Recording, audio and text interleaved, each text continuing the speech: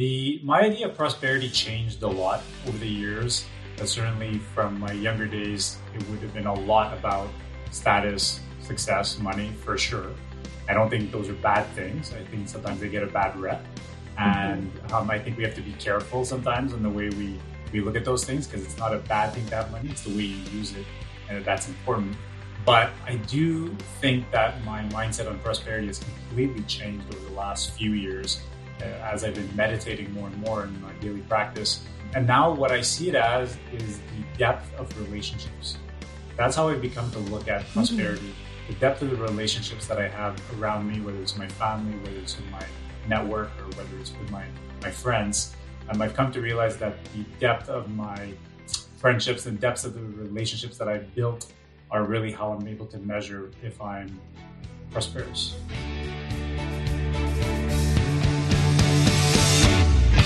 You're listening to the Money and Meaning podcast, where we chronicle the search for meaning over money. I'm your host, Kanae Porter, National Certified Counselor and the world's #1 financial hypnotherapist. This podcast is the mission-driven CEO's guide to wealth without burnout, guilt, or greed. So let's get into today's show.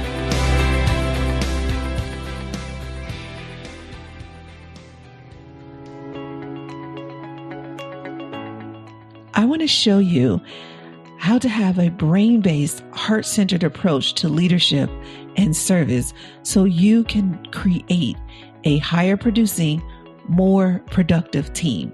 But I have a question for you. Do you want to learn the 5 things every Gen X and baby boomer CEO needs to know to build a millennial dream team? You'll get it in this masterclass. This masterclass will help you change the company culture, get your team ready for change, and be more productive and higher producing. And you'll get there by answering a few questions. Now, let me explain. Hard work is no longer the key to success, and millennials are well aware of this fact. They aren't willing to work hard, but they're willing to work smart or work consistently. But what they're most interested in is working well. They have to believe in the mission and see how they fit in to the bigger picture. But you've got to show them. So in this search for meaning over money masterclass, I'll give you the 5 questions you must have the answers to and articulate to your team to not only motivate, but activate them into action. So if you are interested in doing just that, then you need to click the link in the show notes and register for our upcoming Search for Meaning Over Money Masterclass. Build the millennial dream team that's going to take your company to #1 in your industry. Start by registering for the Search for Meaning Over Money Masterclass. And I'll see you there.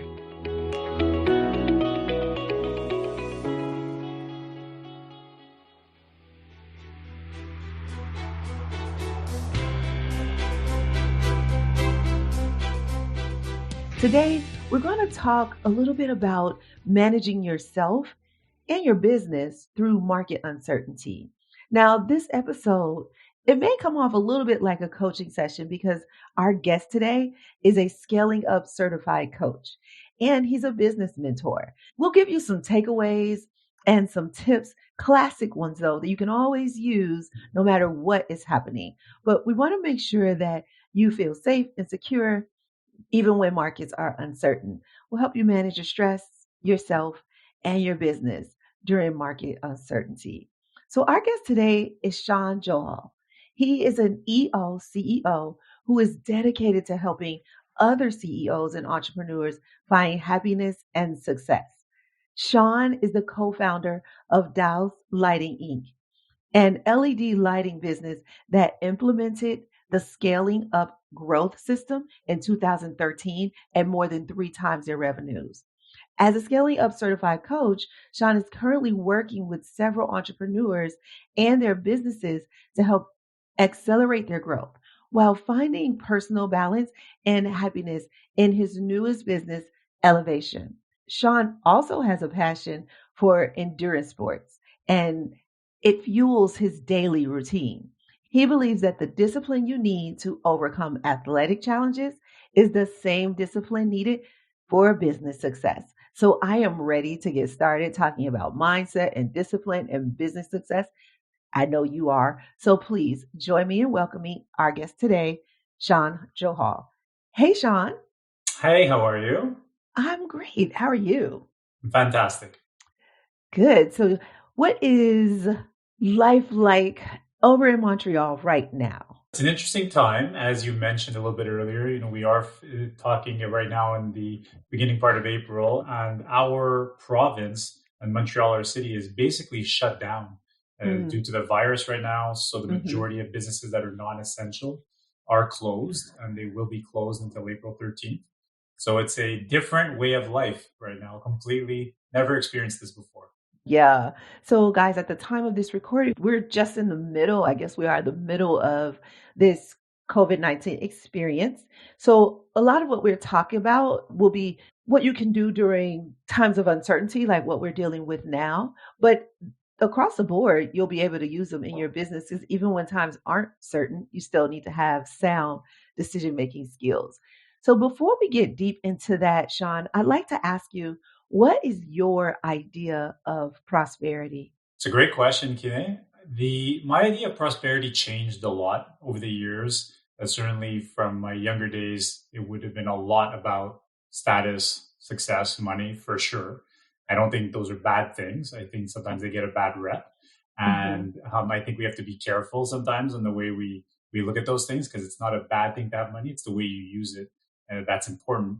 But I do think that my mindset on prosperity has completely changed over the last few years as I've been meditating more and more in my daily practice. And now what I see it as is the depth of relationships.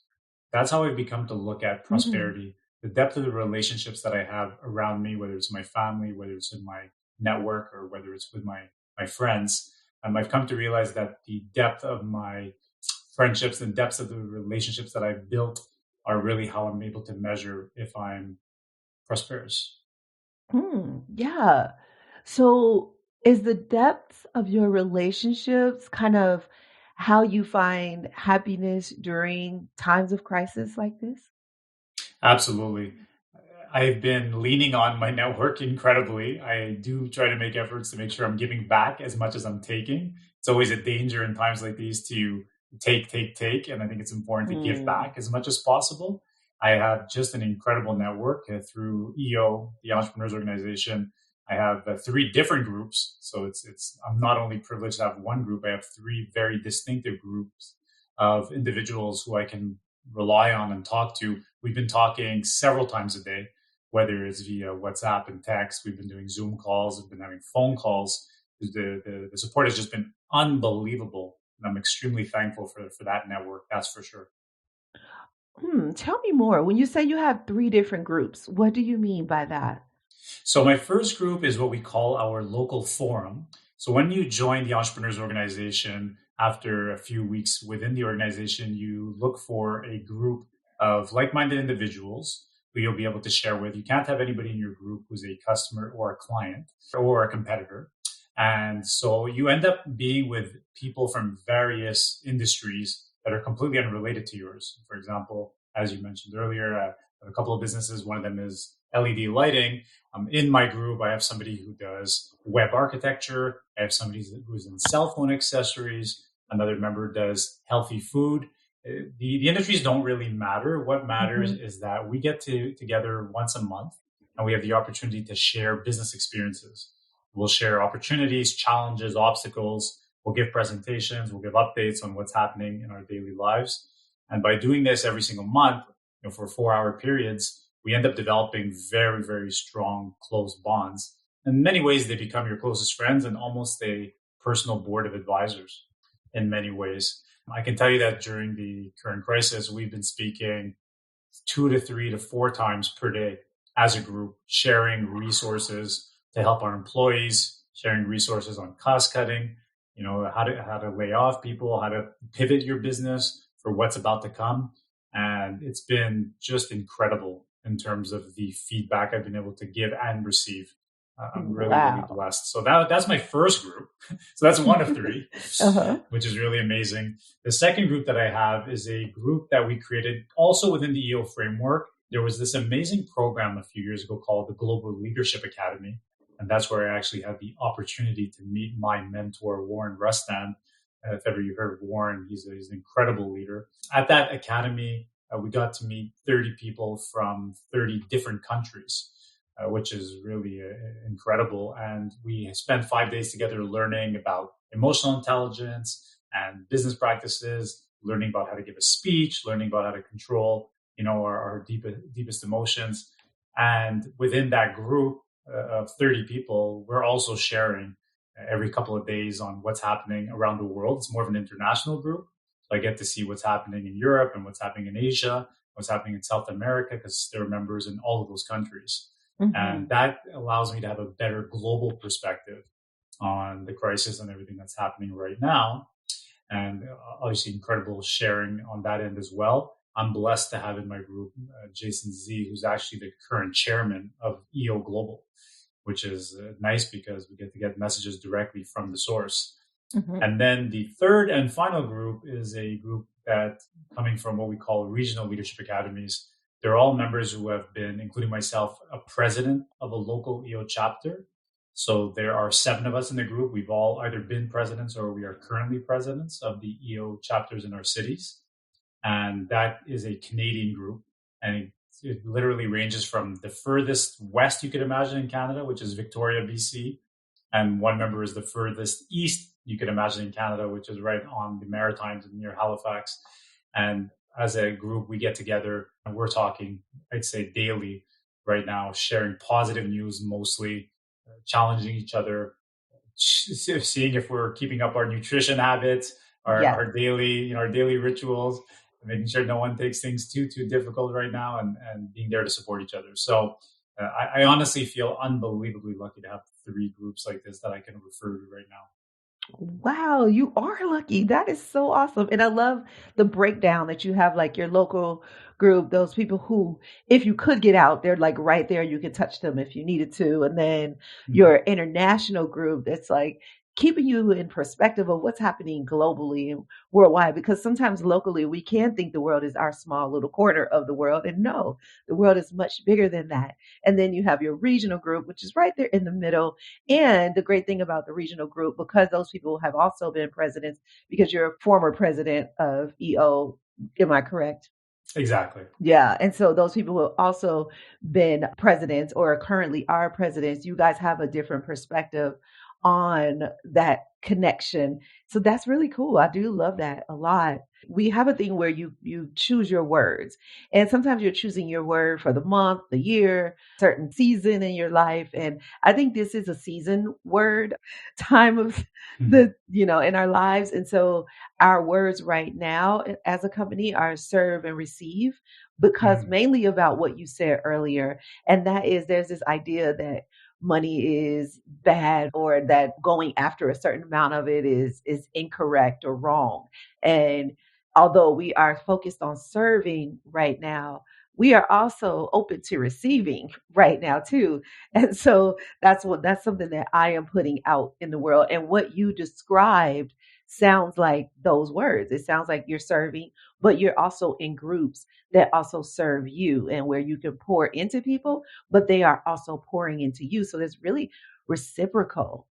Absolutely. I completely agree with you. And I love that you've taken that approach as well. I think it's an approach that everyone needs to take right now in your business life, in your personal life.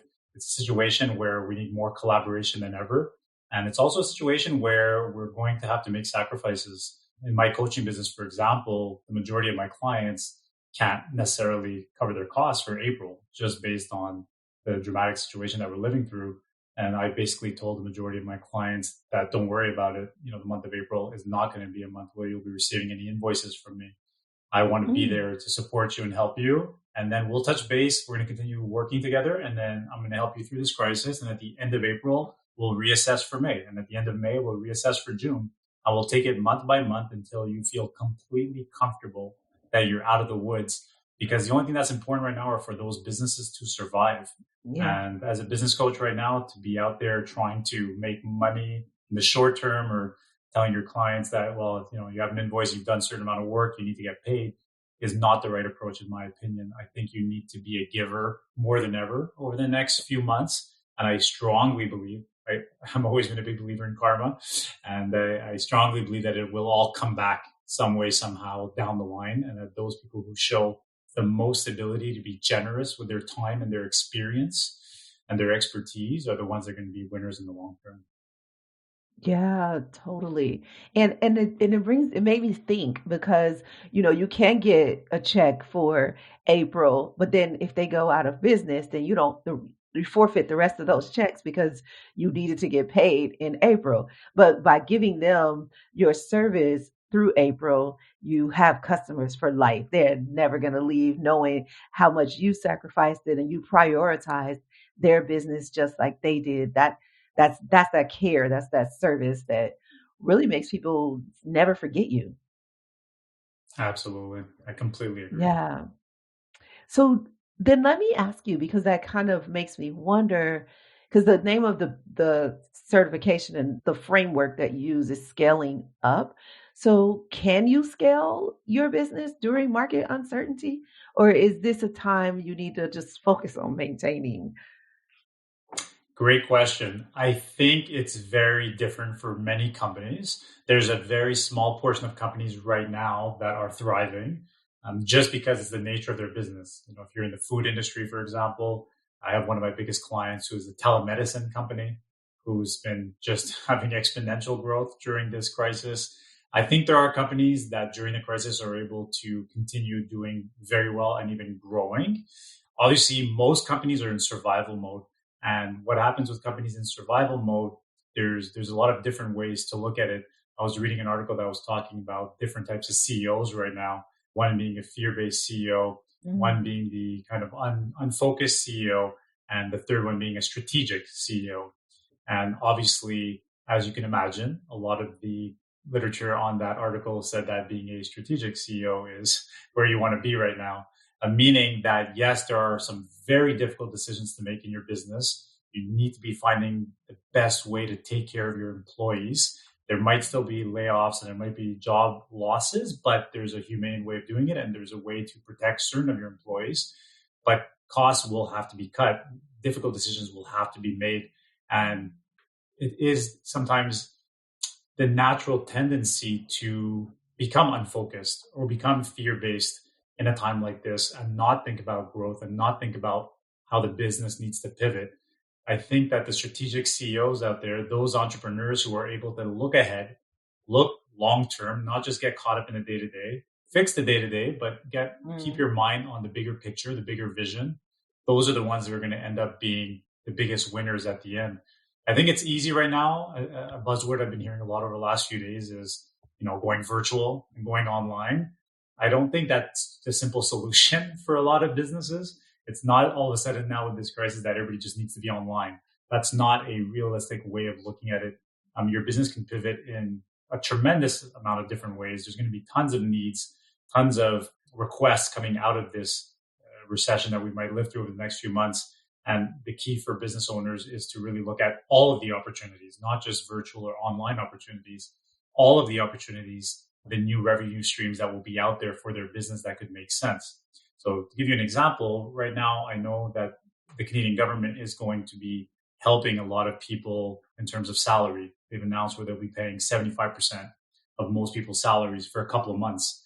And so there might not be that much work for people like that, even though they're getting paid by the government to essentially stay isolated in many cases. One thing that I've recommended to a lot of my clients is you should try and think about creating something that we like to call innovation circles in your business, where you take a dedicated team of 3 or 4 or 5 people and you have them brainstorm several hours per week on all of the new innovative creative ways they can help grow the business, find new revenue opportunities, and let them bring those ideas back. It shouldn't just be comprised of upper management, by the way. It should be Mm. all the strongest, most creative people you have in your business get those people talking virtually right now and have them speak about, what the business can do to pivot and be stronger than ever before once we get out of the crisis, because we will get out of this crisis eventually. Yes, yeah. I want to go back a little bit to something you said, and we have a business model where we teach CEOs, because part of what we do is stress management for CEOs and high achievers. And we teach CEOs two things. And one is to have an online version or some kind of online presence, and then that is income generating. And then two, some sort of subscription base. So those are two things that we teach every CEO to have, so that when this kind of thing happens, even if it goes down, you have some income still coming in. So let me give you an example of that. So I teach meditation. And so my meditation classes are just online. People can buy them and I don't have to do them anymore. I did them once and now I get paid over and over and over again. And that's an online version of me. It's a very low cost version of me, but that one is, we're looking at numbers. We're hoping that more people purchase it than my one-on-one talks and conversations. That is something we teach every CEO to create. However, we work with a lot of service-based CEOs, not as many product-based CEOs. So I brought that up to say, do you feel like there is a difference when you're coaching a product-based CEO, so then rather than a service-based CEO or a company? Absolutely. They're important differences. And it's funny, I have a mix of clients in both. I have about 17 different business clients that I work with right now today. That number goes up and down and changes and fluctuates every few months. But for the moment, there's about 17 different companies. And obviously, they're touching all different markets. Some of them are very service based and some of them are very product based. So definitely there's a complete difference in the way they run their businesses, in their business models, and their business philosophy, in their innovation and product development and service development. Things are quite different in terms of the way they view their markets. But some of them are already very well set up to do something similar to what you said. There is a very big distinction also between the different types of CEOs out there. And obviously, you're someone who's incredibly known out there in terms of your platform, and you have meditation classes and you have a brand, a personal brand. What I've come to notice, and I always try to make that distinction, there are some CEOs that are made for that and that are really good at embracing that role. But there are other CEOs who are just as charismatic. I like to make that distinction. I don't think charisma means that you're an extrovert. I think charisma goes much, much deeper than that. And it's all about how you make people feel. And there are some amazing CEOs that are not people who want to build a brand around themselves or don't necessarily want to be themselves on any type of platform teaching necessarily what they do. They want to keep that more internally focused and doing what they like to do directly with their teams and their networks. So for me, it's always important of making that distinction and understanding where the strengths lie within each CEO and within each entrepreneur, and making sure they maximize those to their best of their capabilities. Of course, I always encourage entrepreneurs and CEOs to become thought leaders in any of their markets, specific markets. And you don't have to be doing videos and have to be out there to do that. There are other ways of doing that through articles and through some interviews and things like that, without being the main person out there promoting yourself. But I think it really depends on the type of entrepreneur and customizing a solution for them. Yeah, I like how you said that, and I mainly like it because being a brand myself is actually difficult for me, because I am an introvert, like die-hard introvert. This social distancing thing didn't bother me a bit. I could stay in the house for weeks before I even noticed it. So so it is actually work. So I totally understand and agree with you that every CEO is not going to be cut out for it, because if you can't bring yourself to be in the limelight, I guess you would say, it could take too much out of you to do it. You could serve in better ways. You can serve your company and yourself in different ways, because what I do could be considered stressful for some people if that introvert, because I think I would probably be considered somewhere in the middle. Like, I am a diehard introvert, but I know how to play it like an extrovert. Sure. My sister is diehard extrovert. And her name's Kalisa. And so I just like go into my inner Kalisa and I turn into the extrovert. I love it. I love it. I love that you can tap into that. Yeah. So the other thing I wanted to talk more about was these innovation circles where you said to tap into the strongest people in the business. So it doesn't necessarily have to be the upper management. You can tap into people who are even entry level if they have this innovative mindset. So what is that mindset? Who would be good for these circles? Absolutely. Great question. I spend a lot of time when I work with my clients understanding their entire teams, whether they have 40 people or whether they have 400 people. I have a very specific system that allows us to basically on a quarterly basis go through every single team member and understand some of the key parts of what they're doing and ensuring that they are following the company values, that they fit the company culture. So for me, values and culture are extremely important. We always look at attitude over aptitude. And we always want to make sure that the person is a culture fit and a value fit before all else. And those are the type of people we want to include above all else. Someone who really understands where the company is going, the company's vision, buys into it. So not just understands it, but buys into it and really feels a sense of ownership and a sense of loyalty to the business. And so that would be the first criteria. The next thing that you look at is productivity versus values on a specific axis. So if you were imagining looking right now at a graph and on the left, going from top to bottom, you'd have the values axis, and going from left to right, you'd have the productivity axis. You know, we consider what the name we end up calling them are A players, right? So an A player is someone who shows complete, belief in the values of the company combined with very high level performance and productivity. So that would be what we consider an A player.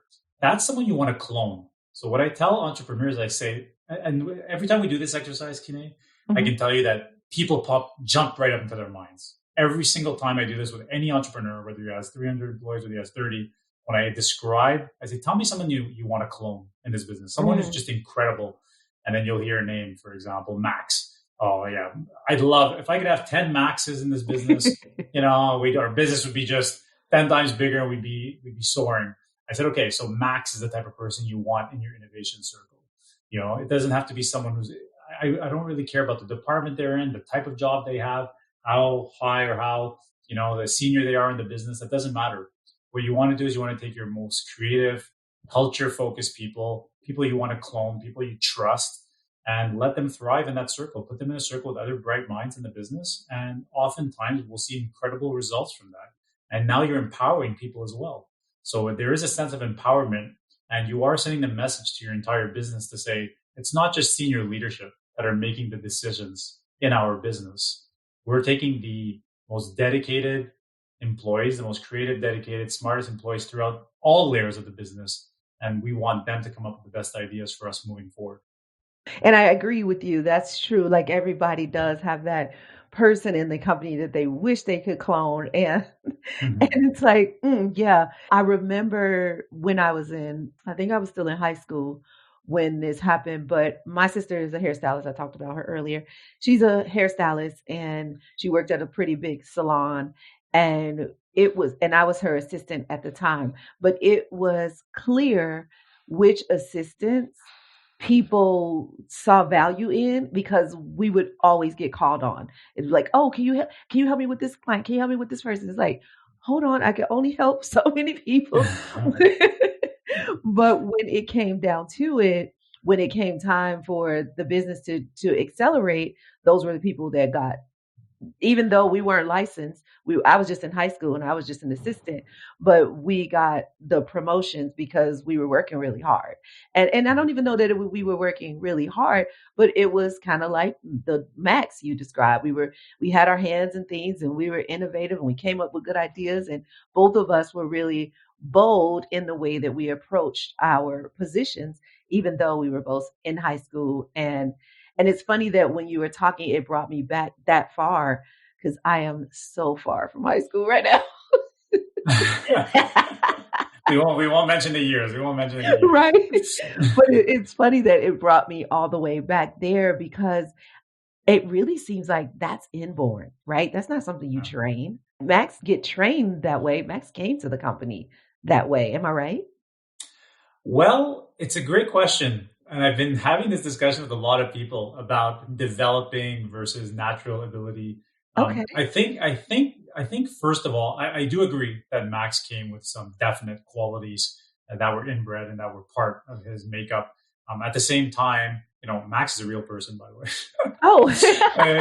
In my business, in our LED lighting business, he's one of our strongest stars and always has been. If you listen to this one day, he's going to expect a raise or something. But people like Max. So let me say it that way. When your business, one thing that I teach all my clients, which is so important, is the way their hiring process works. And you have to have a hiring process in your business that allows you to attract those type of people. How do you attract people that are going to fit your company? First of all, you have to determine your company values and your company culture above all else. If you haven't made that determination, how do you expect to bring on board people who fit your values and your culture? It's impossible, obviously. So the first step is to obviously build a system where your values and culture are super clear. Though the biggest word in this comes from obviously Simon Sinek, but finding your why, and start with why being his most influential book. You do want to explain to candidates the why of the business. Why does this business exist? And it's not the same as a mission or value. It's really the why the company exists. And if it closed tomorrow, why would that hurt really to your clients and to the people using your services or products? Once you determine your values and your culture and your why, you can start your hiring process. And in your hiring process, what should happen is you should be using other Maxes part of the interview process. So what I always explain to my clients is that you shouldn't just have one hiring manager hiring people, because now you're only going to be limiting yourself to that one person's opinion, which could be very flawed in many cases, as good as they are. And so you want to make sure in the system that I bring to my clients, they have 5 different people at different points interviewing the candidate. And that way you can really be sure that you're bringing on the right type of candidates. Another thing that I highly recommend is when you write your job descriptions for the type of candidates you're looking for, you should be writing something called what success looks like for that candidate. And that should be done on 6 months and on 12 months. This was an amazing trick that I learned from good friend Robert Glazer at Acceleration Partners. He shared this trick with us, and it's been just incredible as I've been sharing with my clients. When you tell a potential candidate in 6 months, here's what success looks like, and you tell them in the future tense what they're going to have accomplished. So it's as if it's already been done. The clarity of vision that it gives them, the understanding that it gives them of what your business is trying to accomplish is incredible. And you'll often both weed out the wrong type of candidates, and you'll often attract the right type of candidates by doing that type of exercise. So that's something that I've encouraged all my network to do in their job descriptions, and especially my clients. Have a section that's called what success looks like in 6 months, what success looks like in 12 months. And that way you're attracting candidates like Max to your business. Once a Max comes into your business, I do think you do have a very big job to ensure that they're developing, because it's very hard to know that even if you find a really amazing candidate, are they going to be a true A player? You can't determine that from day one. I think it's almost impossible. After that, it's all about the way your business is designed to develop A players. How are you developing them every day, every week, every month, every year, and turning them into absolute superstars? That's your role as an entrepreneur. Is to take someone who's good, who's average to good, and turn them into an exceptional, not just employee, but I personally think helping them become an exceptional person as well. Yeah, and one thing I like about the 6 month, 12-month thing is really good for it's good for the Maxes that are getting hired to understand what is expected of them and what success looks like.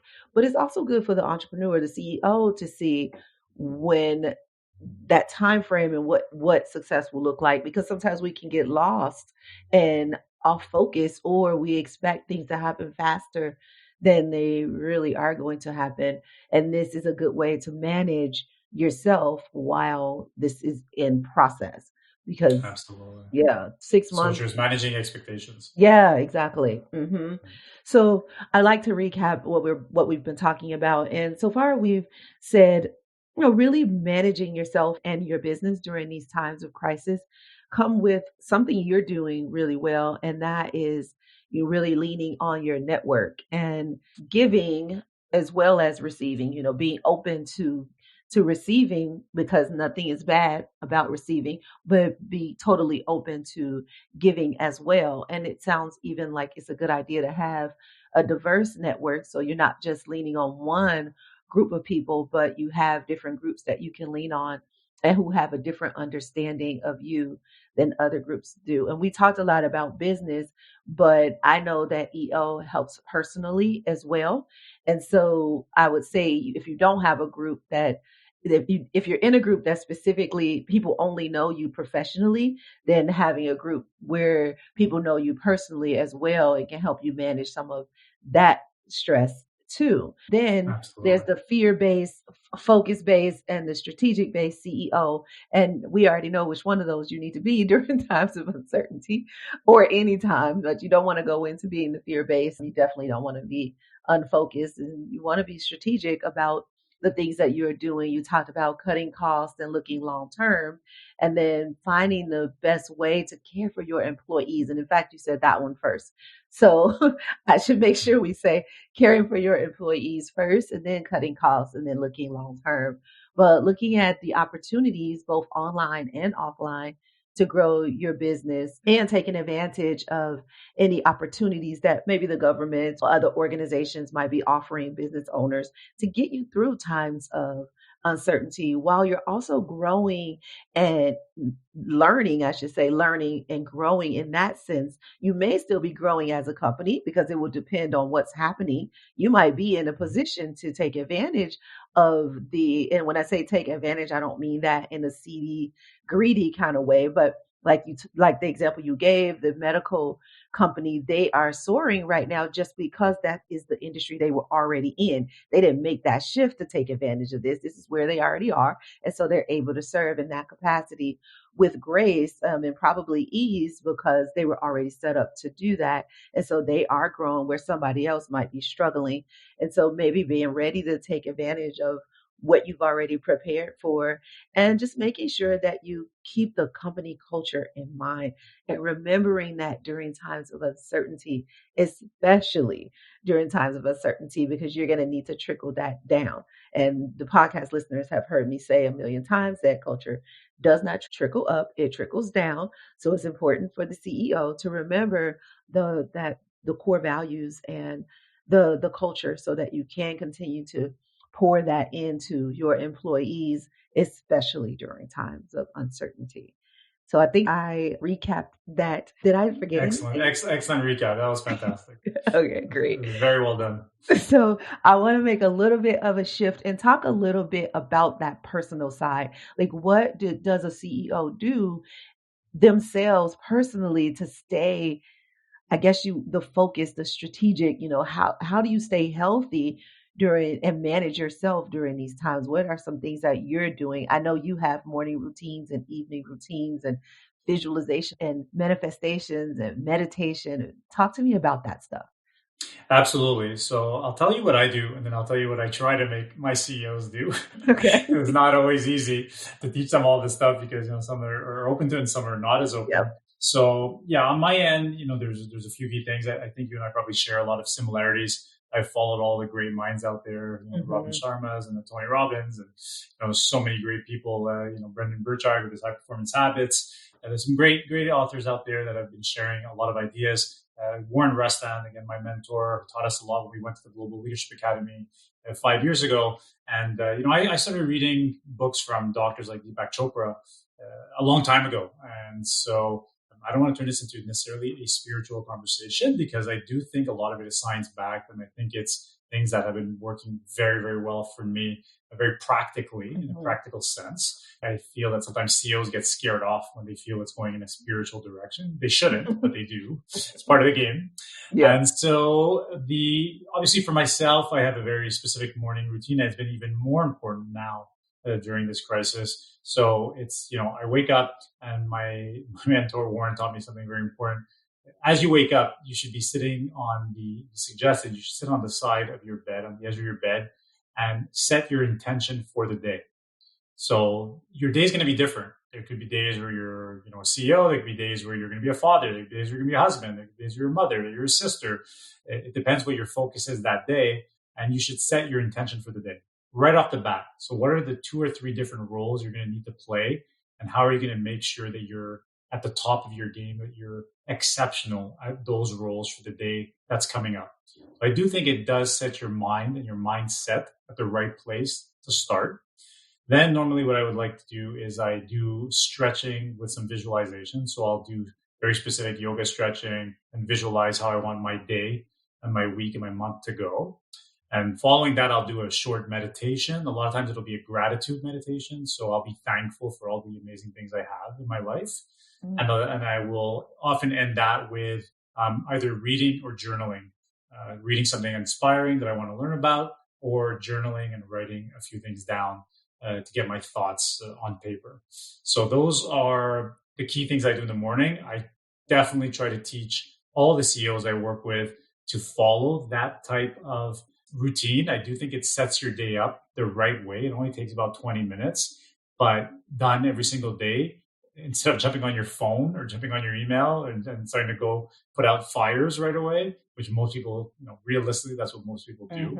I think it's a complete shift in the way, in life philosophy. And I think it has helped me tremendously, and has helped the CEOs I work with a lot too. What I like to do in the evening is 2 things. This one thing that one of my very good friends, Hugo, locally, Boutte, he taught me recently was to do what we call a brain dump. I don't know if you've heard of this before, where you could do it once a day. You could do it once a week as well, where I encourage CEOs to just take a piece of paper and write down all of the things at the end of the day of work. So the important thing is that it has to be at the end of the day of work, because this is how you're going to close the book on your workday and go into a different mode, which is part of having balance, right? So not just being working 24/7, saying, okay, whether your workday ends at 5, 6, 7, 8. I don't try to pretend to tell people what time their days should end. I think it's different for everybody. And so I don't want to be the person saying, you got to be done at 4:30 and get home. It's not realistic for a lot of CEOs. But I think what's important to do is to write down all of the preoccupations, all of the things that are on your brain, things you have to do, things that are, making you fearful for the next day, opportunities, challenges, obstacles, people you need to call. Write it all down. Just get it all on paper. And then take that paper and put it away in your desk. Just put it away. Don't look at it. Put it away. There's nothing you can do. Your day's over. And then when you get up the next day and you get back to the office, or or you're looking at it at home, make a mental note of what's on that list and go through it step by step. Cross out the things that were just crazy thoughts that had no need to be, that doesn't need to be addressed. Put a prioritization on what you really think is important now that you woke up and had time to sleep on it, and go through that list and determine, okay, here's the top 5 things that I absolutely have to do today. Put them in order and go one to 5 and do them, and that'll give you a sense of control and a sense of clarity on your day. And one of the last things I like to encourage all of my CEOs to do is to do what we call, now I don't want to lose the listeners a little bit here, but what we call brainwave and subconscious manipulation, which is where you're really influencing your subconscious just before sleep. So what we call the theta waves as brain waves, and where you're ensuring before the 5 to 10 to 15 minutes before you go to sleep is when you should be putting in the most positive thoughts in your mind, visualizing your success, visualizing. It could be short term, it could be long term. But that's the time of day where you need to program your subconscious mind, because then you're going to be spending 8 hours, marinating in your sleep. So if you're putting, Breaking Bad episodes from Netflix and you're falling asleep on that, and that's how you're going to bed, well, now you got all kinds of drug dealers and things happening in your brain while you're sleeping. It's not really the best way to program your subconscious mind, because our subconscious mind controls a lot of what we do. Everything so I think we do. Absolutely. 95%. That's exact numbers. That's true. It's you're only using, 5% of your conscious mind every day. So I think that manipulating and influencing your subconscious mind is so important. And there's so many, jokes and funny comedies and movies about these positive affirmations in front of a mirror that, that get made fun of. And you don't necessarily have to do that if that embarrasses you, but it's a matter of just visualizing yourself in a successful way, seeing the great things you're going to accomplish. There's so many different ways you can do it. but making sure that you don't end your day on a negative note. Yes, yeah. And just so you know, most of the listeners, they are used to this language because I'm a hypnotherapist. So they're used to this language, whether they agree or like it or not. That's one thing. I But gotta listen. exactly. But they're definitely used to the language and talk a lot about programming and your subconscious brain and just how governed by that we are. And since we went there, I think a lot of our stress is based on our programming. So, what would you say? What are some of those programmed stressors that CEOs experience? For example, one that I work with a lot is that you got to work hard for your money programming that people have given us. And I know if you said you read Deepak Chopra and he has the do less, accomplish more. I forget which number. I think it's like the fourth law of success or something like that.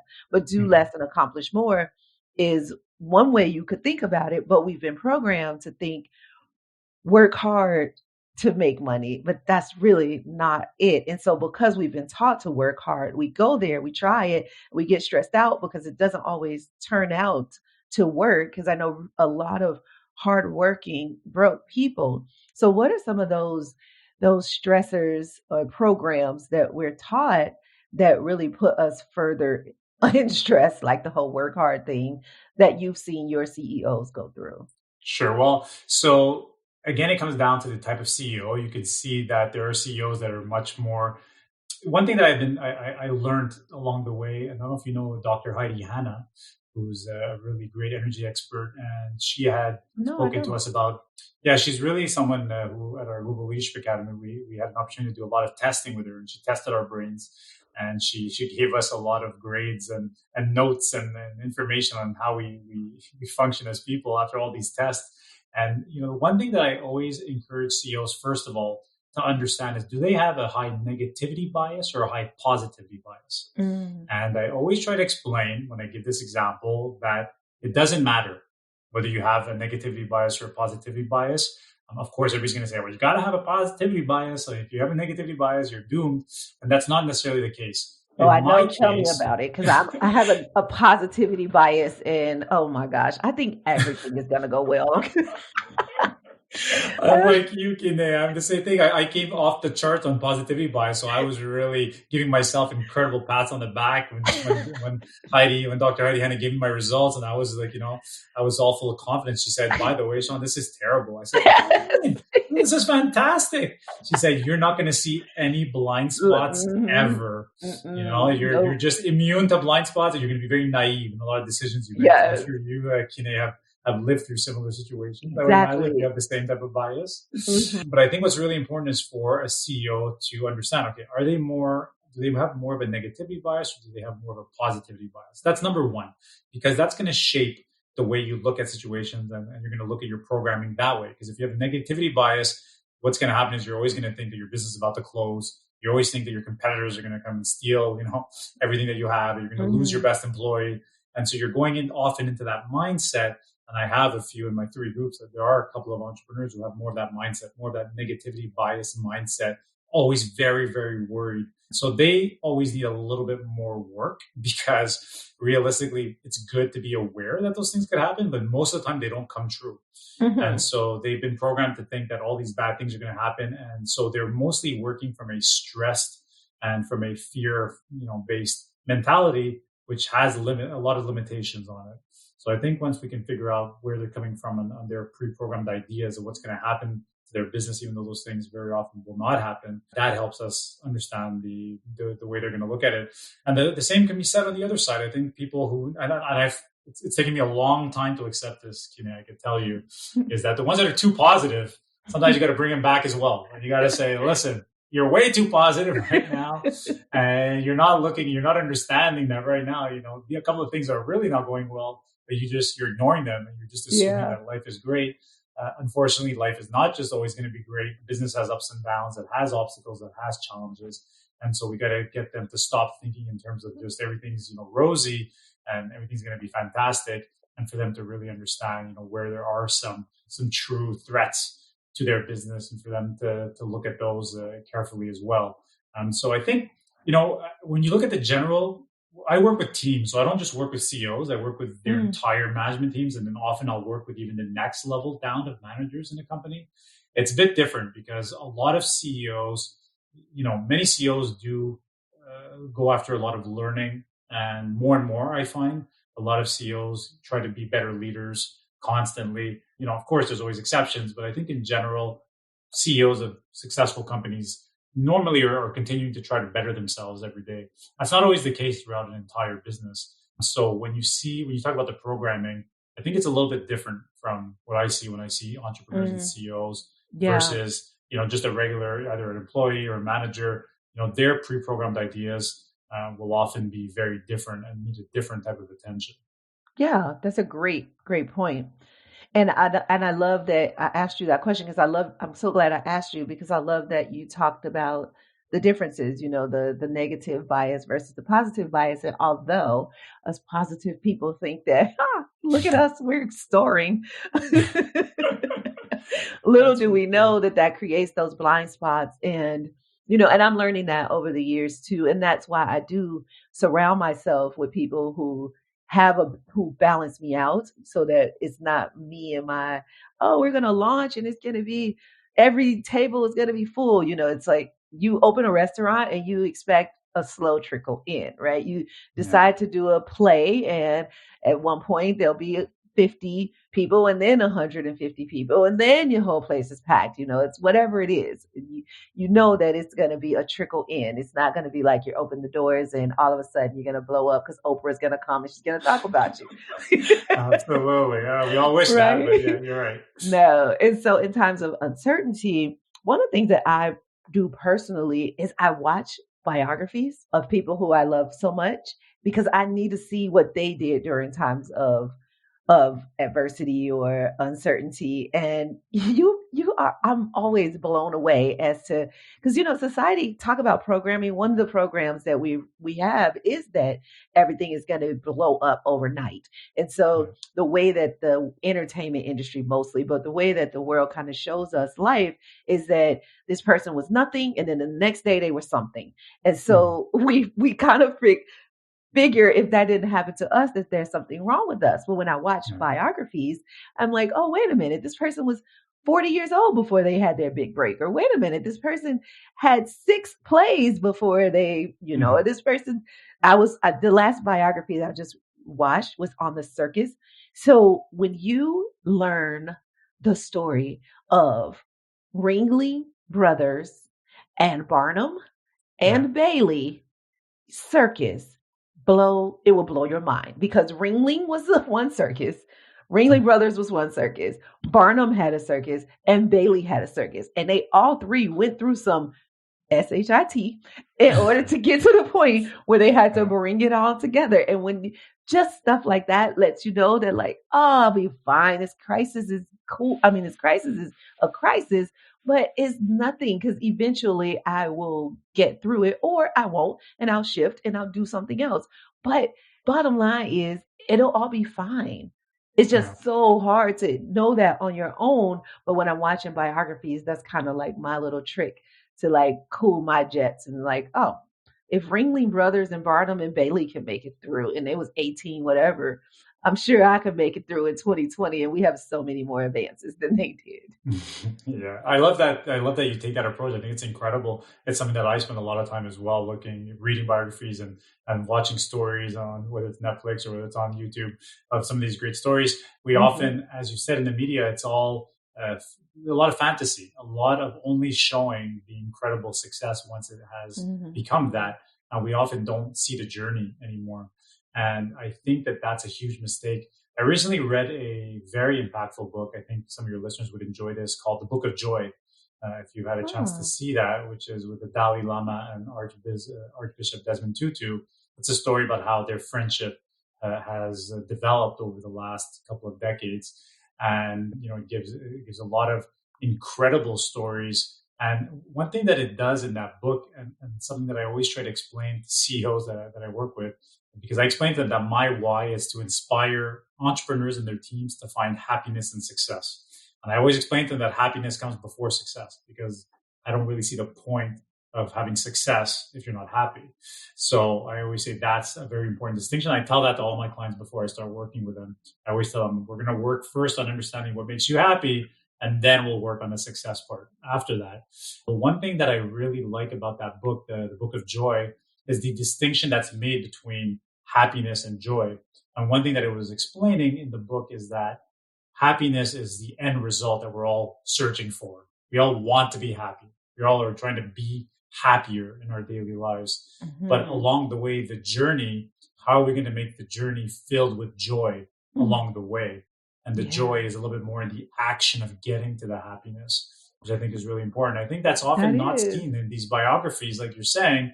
There's so much stories and history into the journey, but oftentimes we don't get to see the journey on mainstream TV and then the media. Right. We just see this incredible, LeBron James, best basketball player in the world. And, he just woke up one day and had, a slam dunking balls. Like it's crazy, the amount of work that he must have put in, and that his story and the hardships he lived through as a young man. We don't get to often hear about those stories. And then we look up these people and we fantasize to be like them. But if we knew the exact story about how they got there, often we'd say, "Oh, I don't know if I'd even want to go through half those things," Right. So I love that you brought the biography angle. I truly agree with you on that. That is so true. And I do like, it's so funny. I was going to ask you the question earlier about happiness coming before success. So I'm really glad you brought that up, because I think a lot of times, like you said, we're on this path and we're like, success. And, we're working on this documentary in the book about the search for meaning over money, and success looks a certain way to most people. And that is a title, a dollar amount, certain amount of material things. And then, but along the way, there's some things that bring us joy. And that's really the meaning in it. That's really what brings meaning to all of the stuff that we do, is that stuff that brings us joy. So thank you for differentiating that and breaking that down for us. So before I asked you our last question, I wondered if people were interested in getting in touch with you, whether they wanted to coach with you or if they just wanted to connect with you more, what would be the best way?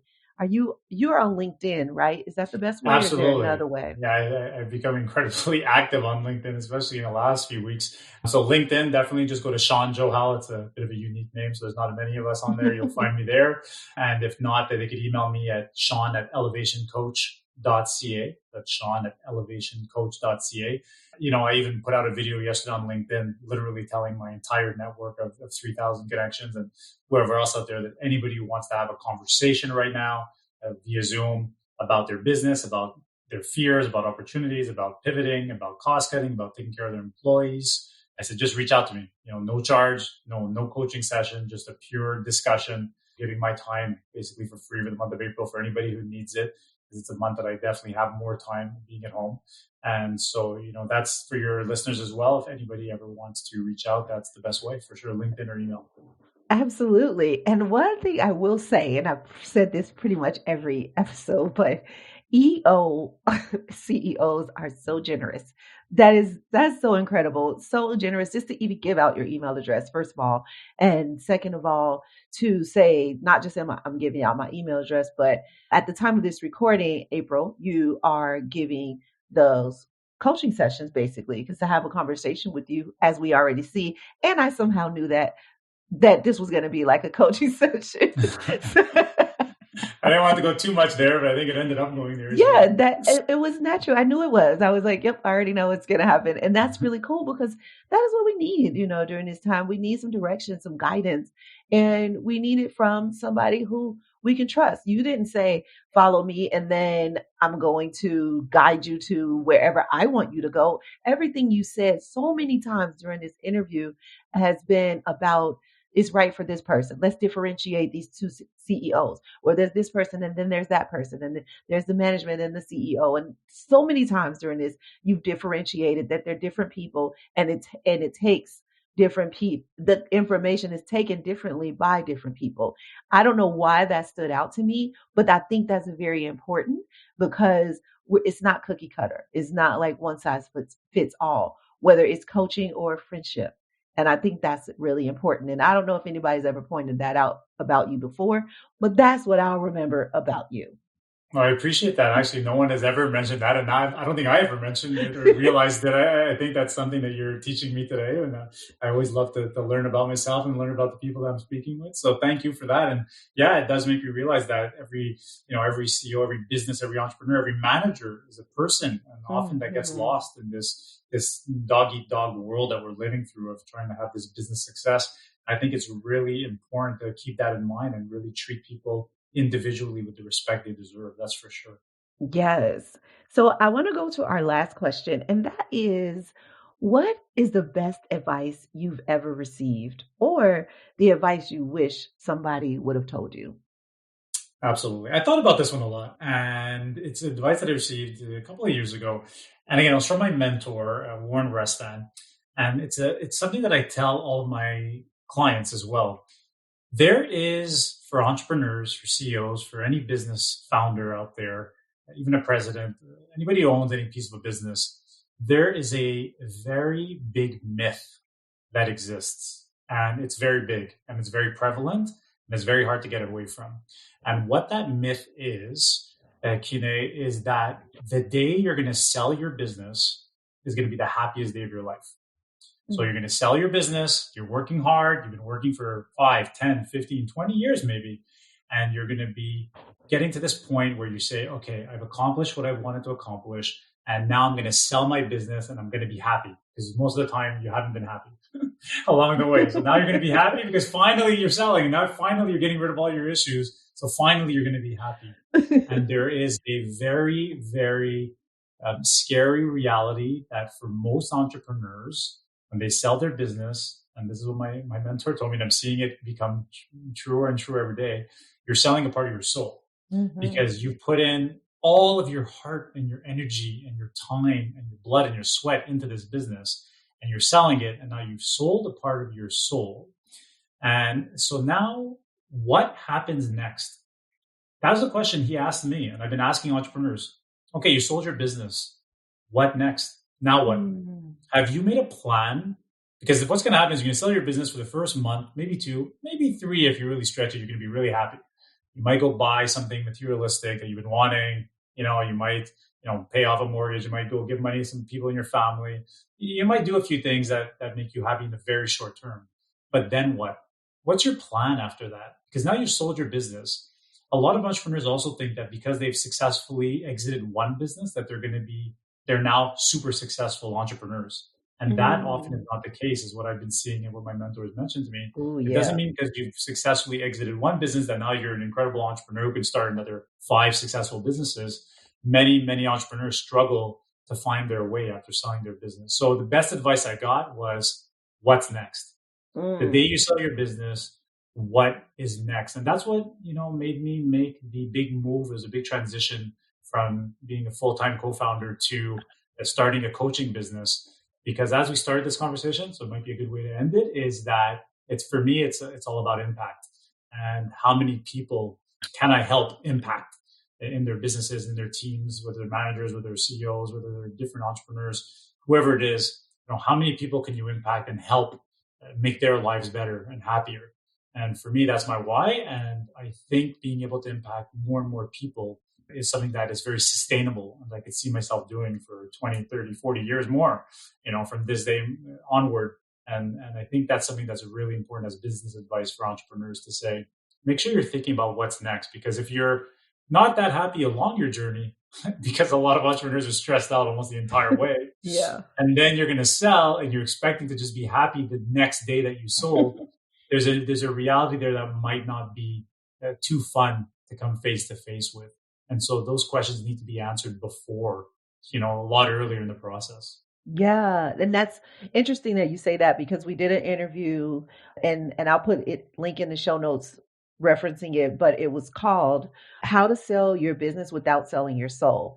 Oh, So, wow. That's yeah, fantastic. so that I'll put a link in the show notes for that one, because I think that you reference a couple of things that we'll need to share with people in, like, the Book of Joy, and you talked about, was it Heidi High Hanna? performance habits. Yeah, which is a great book as Yeah. well.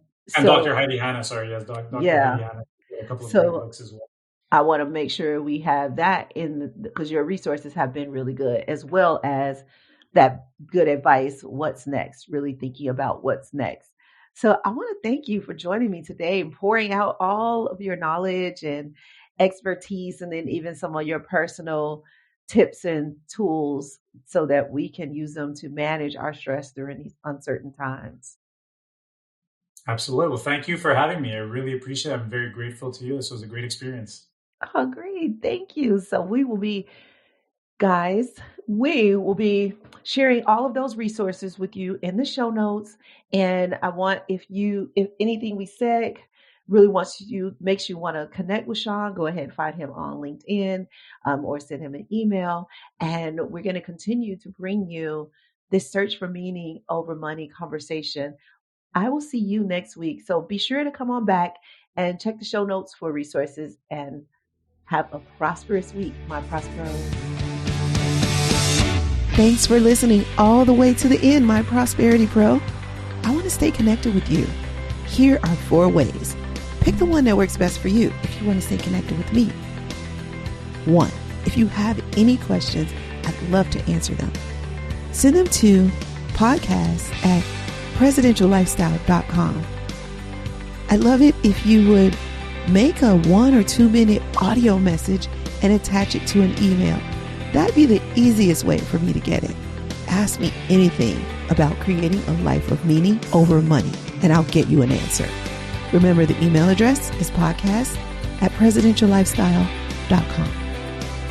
2, subscribe to this podcast and share it with your friends, because you guys might want to have a discussion about it, especially if they're a CEO who wants to shift from the old American dream to a life of meaning. 3, we try not to have any sponsors on this show unless they are truly in line with our values. I mean, really a good fit. So that means we fund this podcast ourselves. I'd like you to take a look at our resource page to see if there's any products or services that we recommend that are right for you. If not, no worries, maybe later. If so, please use our affiliate link to purchase. Thank you in advance for doing that. You are such an amazing person. Okay, 4 and last. If you want to know what's happening over here at Presidential Lifestyle and you want us to email you the update, then go to presidentiallifestyle.com/blog/now. And you'll see the current updated blog for the week, but you'll also see a link to subscribe to that blog. We can email it to you if you like. That's presidentiallifestyle.com/blog/now. Don't worry, you don't have to remember that link or any links. They're all in the show notes. Oh, and I forgot to say, if you're enjoying this podcast, go ahead and leave us a review and tell us how much you're enjoying it. And now for the legalese. This podcast is not to replace professional counsel. The best advice is from a professional who knows you and your specific situation. The topics discussed in this podcast are general in nature and for informational or entertainment purposes only. We encourage you to meet with a professional that you can discuss your specific situation with. Whether you choose us or someone else, one-on-one counsel is important, whether it's a financial, therapeutic, legal, or other decision. So that's all for now. I'll see you next episode. And remember, you can have wealth in all of its forms. Believe it, and you'll soon see it.